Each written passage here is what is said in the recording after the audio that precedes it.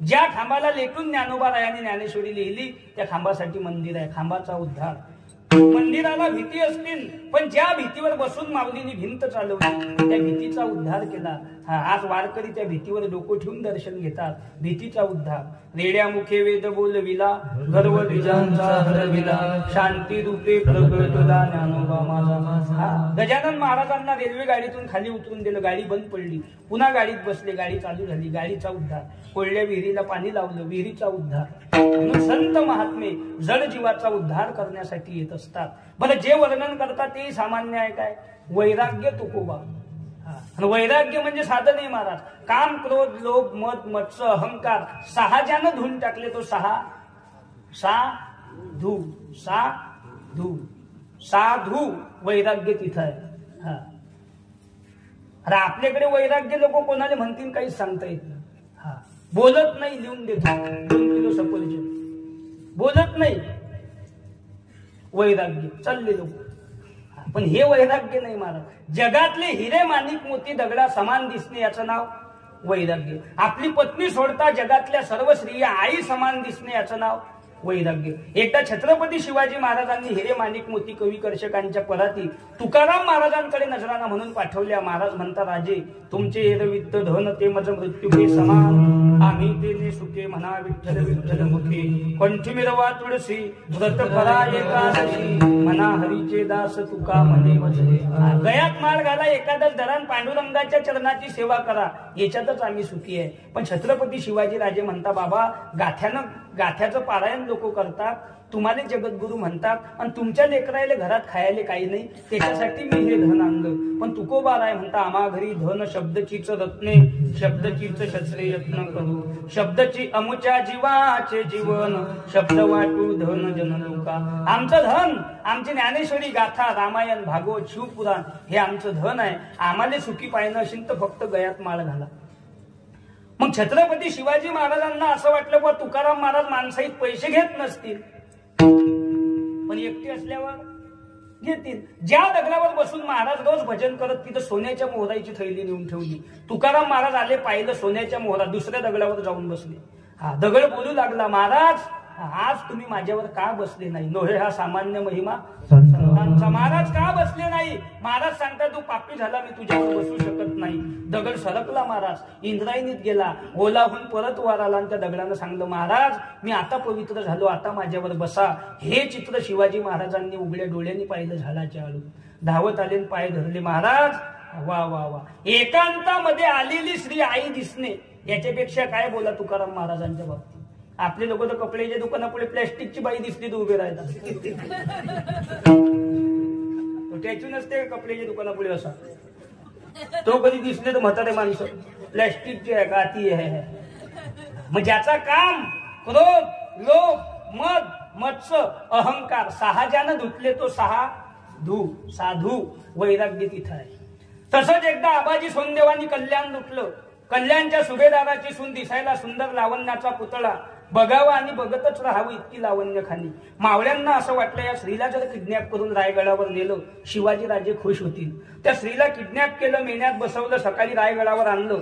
दरबार भरल्या गेला. डाव्या साईडनं जिजाऊ मासाहेब उजव्या साईडनं दादोजी कोंडदेव यसाजी बाजी तानाजी मालुसरे शेलार मामा हंबीराव मोहिते शिवा काशीद भीमा लोहार प्रतापराव गुजर सिद्धी इब्राहिम कितीतरी नररत्न मंडळी महाराष्ट्राची त्या ठिकाणी बसलेली आहे. यांनी सांगितलं राजा तुमच्यासाठी नजराना आहे. महाराज खाली उतरून आली.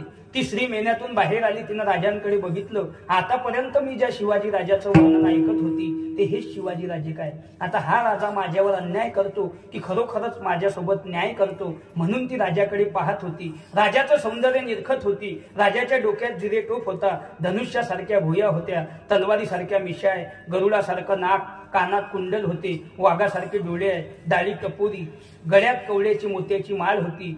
मोत्यासारखे दात आहे. अंगावर भरदरी आहे. पायात सलवार होती. डाव्या साईडनं तलवार आहे. उजव्या साईडनं कट्यार आहे. आणि शिवाजी राजाचं चिंतन चालू आहे. जगदंब जगदंब जगदंब. राजाने त्या स्त्रीचं सौंदर्य बघितलं आणि राजाच्या मुखातून शब्द निघाले. सत्य झाले राजे शिवाजी रुपयवतीचे बघून आई म्हणून परत केली सुभेदाराची आई म्हणून परत केली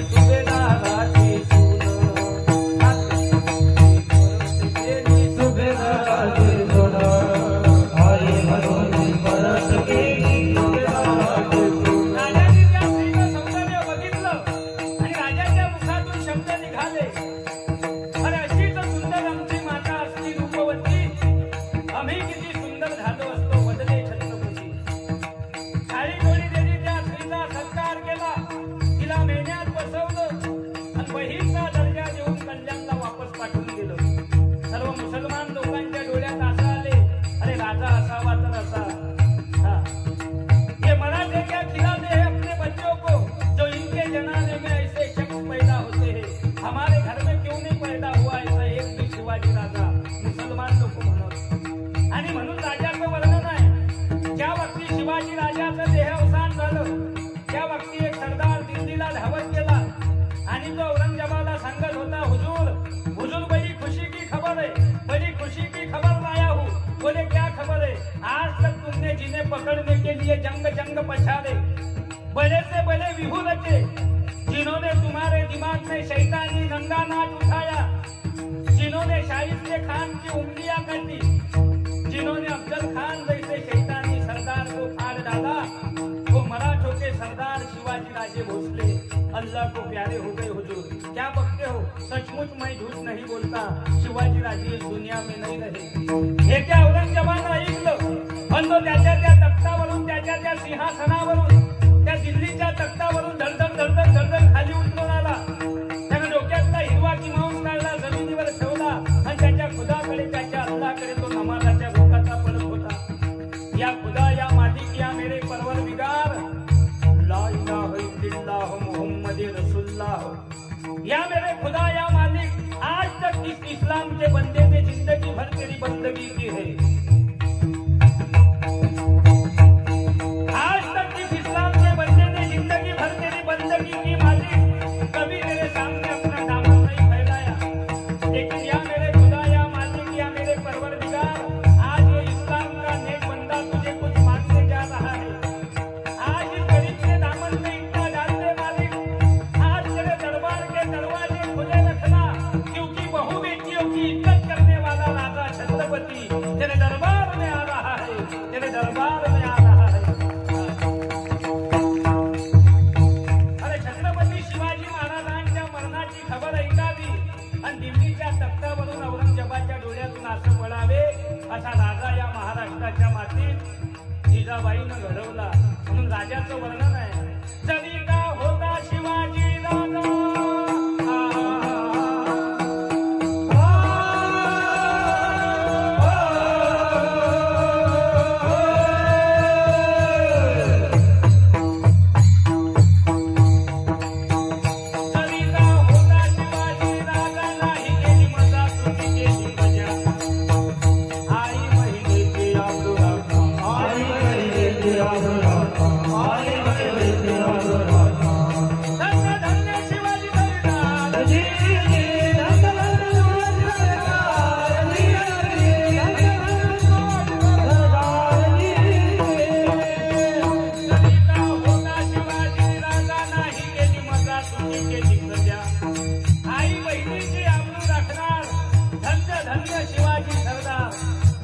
लोक म्हणतील महाराज कीर्तनात पोवाडे म्हणतात काय? अरे या पोवाड्याच्या माध्यमातून महाराष्ट्रातली वीर स्त्री जागृत होती.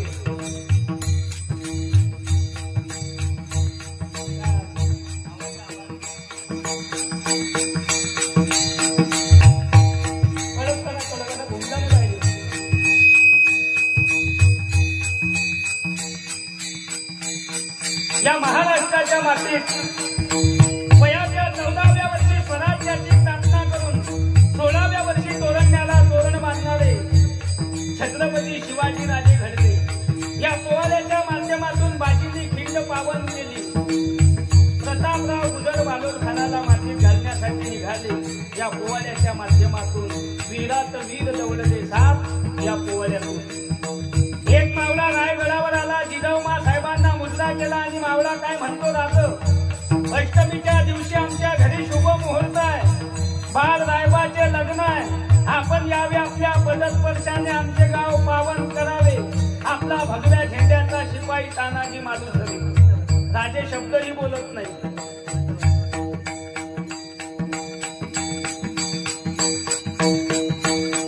शेलार मामा म्हणता का बोलत नाही शिवबा?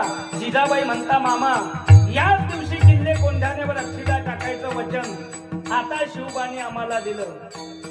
अरे आमचा प्राणाहून प्रिय असणारा किल्ला तो कोंढाणा, ज्या किल्ल्यावरून खाली उतरत असताना आमचं अंतकरण भरून आलं. शहीद शिंगाच्या तहामध्ये आम्ही हा किल्ला सोडला.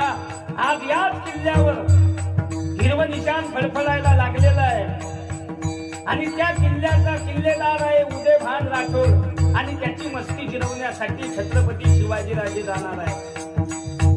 तानाने आपल्या घरचं लग्न झाले अटपावं आणि घरावर यावं मी तानाची वाट पाहिल. मुलीच नाही मला त्याचा धनी संकटात असताना राजांनी लढाईला जावं आणि या माधुसरेंनी लग्नात मिळवावं. आऊसाहेब हे आम्हाला शोधलं जात नाही. आधी लगीन कोंढाण्याचे मग रायबाचे. ते तानाजी माधुसरे या पोवाड्यात जन्माला आले. दिसायला राजासारखा, चालणं राजासारखं, बोलणं राजासारखं, उंची राजासारखी. न्हावी जमातीमध्ये जन्माला आलेला एक मावळा त्याचं नाव होतं शिवा काशीर.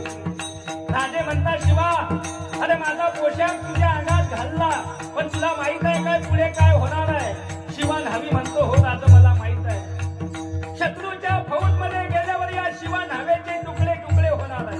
पण राजे शिवा न्हावी म्हणून जरी जन्माला आलो असेल पण मरताना छत्रपती शिवाजी राजा म्हणून मरेल.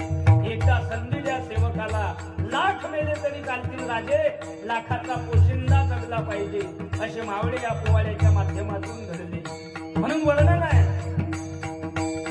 धन्य धन्य शिवाजी शूर पराक्रमी वीर केले घर बाजूने पाणी दुष्ट मोहनात घडविला स्वराज्याचा इतिहास.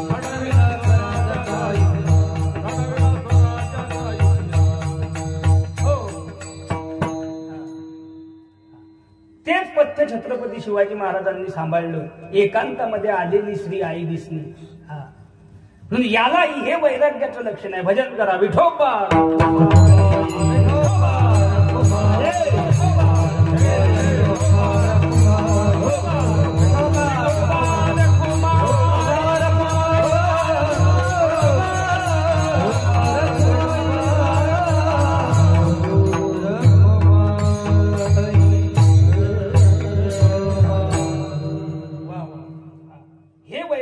लक्षण आहे आणि ते तुकोबाराय संतांचं वर्णन करतात.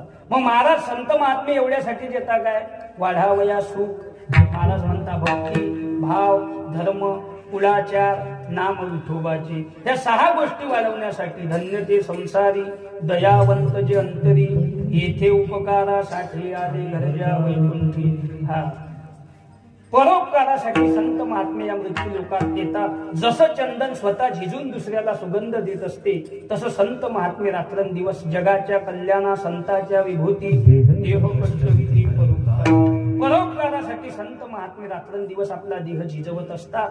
म्हणून तुका म्हणे गुण चंदनाची अंगी तैसे तुम्ही जगी संत अवतार तुम्हा धराया कारण उद्धराया जन. मग आपल्या पोटी तसे मुलं जन्माला येतील नाही का शिवाजी महाराजांसारखे. आज बी आपल्या पोटी तसे मुलं जन्माला येतात पण आमचे तसे संस्कार नाही, आमची तशी शिकवण नाही, आमच्या मुलांना आमचं तसं मार्गदर्शन नाही. हा महाराष्ट्र तुम्ही साधा समजू नका.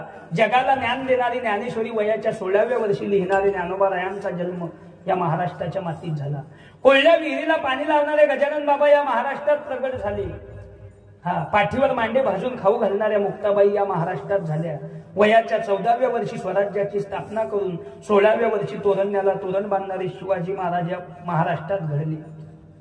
अरे धर्मासाठी प्राण अर्पण केला पण धर्म बदलवला नाही. रक्ताचा थेंबन थेंब हर हर महादेव म्हणत राहिला. ते संभाजीराजे या महाराष्ट्रात घडले. आणि आज याच महाराष्ट्रात चोऱ्या खून खराबे लूटमार भ्रूण हत्या गो हत्या आई वडिलांचे हाल या महाराष्ट्रात घडतात. त्याला जबाबदार आम्ही स्वतः आहे. आता मागच्याच महिन्यात 632 मुली बेपत्ता आहे महाराष्ट्रातल्या. किती 632. आणि आतापर्यंत 20,000 हिंदू धर्माच्या मुलींनी लव जिहाद मध्ये लग्न केले. याला जबाबदार आम्ही स्वतः आहे. दुसऱ्याला काय नावं ठेवता. अरे स्वतःची मुलगी घराच्या बाहेर जाताना कसे कपडे घालून शाळेत जाते याची लाज तिच्या आईला वाटली पाहिजे. स्वतःचा मुलगा घरी येताना किती वाजता येते, तो दारू पिऊन येते की तसा येते याची लाज त्याच्या बापाला वाटली पाहिजे. अरे ज्या बापानं मुलगी वाढवली घडवली लहानाची मोठी केली रक्ताचं पाणी केलं हालाचा चुरा रात्रीचा दिवस केला 1-1 रुपया तो लेकीच्या कन्यादानासाठी जमा करत राहिला. ती मुलगी महाराज लग्नावर येते आणि स्वतःचा निर्णय स्वतः घेते. तो वाघासारखा बाप पोलीस स्टेशन मध्ये उभा असते, साहेब 4 दिवसापासून माझी लेक बेपत्ता झाली, कुठंच माझी लेक दिसत नाही साहेब, माझ्या लेकीला शोधून आणा. सर्व नातेवाईकांकडे पाहून आलो, माझ्या काळजाचा तुकडा हरवला साहेब, माझ्या लेकीला शोधून आणा. वाघासारखा बाप रडत असते.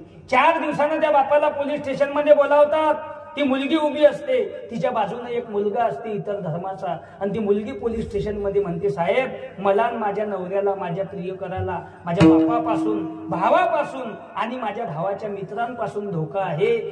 जर आमचं बरं वाईट झालं तर याला जबाबदार माझा जन्मदाता बाप राहील. स्वतःची मुलगी जर बापाची कंप्लेंट पोलीस स्टेशन मध्ये देत असेल, याच्यापेक्षा काय वाईट शिवकांतिका असावी हिंदू धर्माची, आणि काय ब्रह्मज्ञान सांगा लोकांनी महाराज, काय सांगा. अरे आज महाराष्ट्रातल्या प्रत्येक आईनं शाळेत जाताना आपल्या मुलीचा मोबाईल घरी ठेवून घेतला.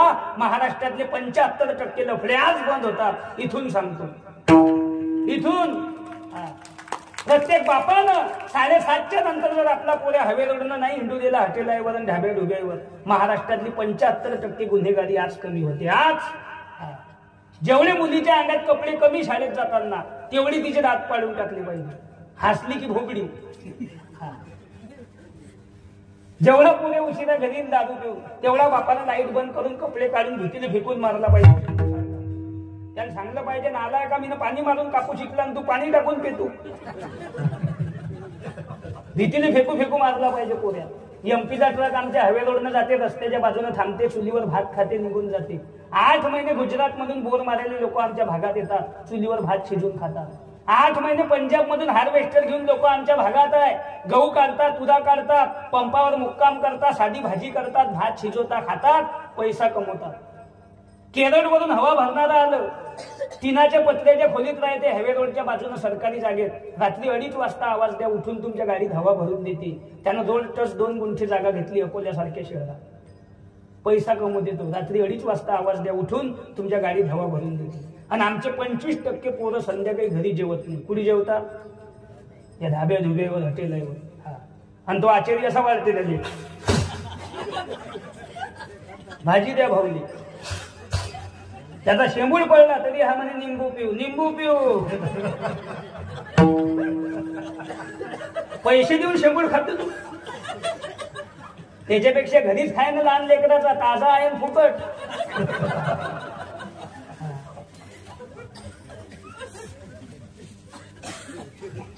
सगळ्याले हात जोडून विनंती आहे, गरीबाले पोरी द्या, कष्ट करणाऱ्याले पोरी द्या, टाळ करायले पोरी द्या, माळ करायले पोरी द्या, धंदेवाईक लोकायले पोरी द्या, शेतकऱ्याले पोरी द्या, मजुराले पोरी द्या. पण अति लखपत्याले आणि व्यसनी लोकांना मुली देऊ नका. यावर तुमचं मत काय? झोपले काय? 75% सुशिक्षित संध्याकाळी दारू पितात. हे जे मोठमोठाले वाईन बार आहे, हे आपल्या भरोशावर चालता का गरीबाई? आपला गडी देशीवाला 1 दिवस पेला की 3 दिवस सुट्टीत नाही. आपल्या भरोशावर नाही चालत ते. हे जे लखपती करोडपती आहे याच्या भरोशावर चालतात. बऱ्याच बापानं सर्व्हिसन पैसा पाहून पोरी दिल्या आणि 4च महिन्यात पोरी विधवा झाल्या महाराज. आणि विधवा पोरगी घरात असली ना, आमच्या बापाची अर्धी भाकर कमी होते. तो बाप त्या लेकीकडे पाहत असते, आणि जोपर्यंत मी जिवंत आहे तोपर्यंत माझ्या लेकीला चांगलं खाऊ पिऊ घालीन, जोपर्यंत मी जिवंत आहे तोपर्यंत माझ्या लेकीला चांगले कपडे घेईन, जोपर्यंत मी जिवंत आहे तोपर्यंत माझ्या नातावर लक्ष ठेवीन. पण ज्या दिवशी मी निघून गेलो त्या दिवशी माझ्या लेकीचं कसं होईल या चिंतेनं बापाची अर्धी भाकर कमी होते. आणि 10 वर्ष जगणारा बाप 5च वर्षात मरते. गळ्यात माळ आहे, परिस्थिती गरिबीची आहे, तरी पोरगी देऊन टाका. तो एकटरभर वावर इकत घेणार नाही, पण जो गुंठा बापानं घेतला त्याच्यावर स्लॅब टाकल्याशिवाय राहणार नाही. हे ताकद माळकरी लेकरांमध्ये आहे. आपल्या इथं भारतीय बाल सुसंस्कार शिबिर असते, तिथं लेकरं पाठवा, त्याच्या गळ्यात माळा टाका. कारण हे सोपं नाही महाराज. आज इतर धर्माचा अभ्यास केला आणि आपल्या धर्माचा अभ्यास केला तर सगळेच मागे राहील धर्म आपला आहे. का वाईट बोलणं पडते? कीर्तन हे वाईट बोलायची जागाच नाही. तुम्हाला वाईट बोलून आमच्या वाणीले पाप लावणार. पण आज थोडंफार जर आपल्या माणसानं आपल्या माणसाला बोललं नाही, माणसं संपले महाराज. काय मत आहे तुमचं? काही लोकांना नाही पटत. 100 पैकी 90% लोकांना जरी नाही आवडलं तरी 10% लोकांना ही काळाची गरज आहे. 100 पैकी 100% मुसलमान लोकांना अल्लाचं अस्तित्व मान्य आहे. दिवसभरातून 5 वेळा नमाज पडतात. दुकान बंद करून जाऊन नमाज पडतात. लोक नाही जाता आलं दिवसभर एकदाच जातील. नाही जाता आलं दिवसभरात हप्त्यातून एक दिवस शुक्रवारी सगळे मस्जिदमध्ये येऊन नमाज पडतात, शिक्यासारखं आहे ते इथेपासून. आणि आमचे 25% भिकारचोट म्हणतात की देव घेऊ काय आहे बुवा, म्हणजे देव नाही हा आहे, तू आहे देव. जगात देव बी आहे पण जो भाव ठेवीन त्याने. नाही ती एक बस आली, एक माणूस आला पळत पेपर घ्या पेपर घ्या, एकानं 2 रुपये दिले पेपर घेतला.